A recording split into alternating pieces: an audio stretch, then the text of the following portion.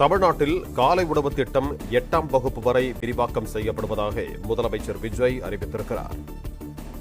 கஞ்சி தொட்டி நடத்தி கஷ்டத்தி தராசா கள்ளி செடி குத்தஞ்சொல்லி தொத்திடுமா ரோசா ஐயா தர நீ பல்லாண்டு கோயில் கோலம் கண்டதில்லை இப்படி ரோசாமி புண்ணியெல்லாம் செஞ்சிருக்கு தென்காசி பூமி. வானம் தேஞ்சு போச்சு பூமி காஞ்சு போச்சு ஏழை எங்களை ஏமாத்தி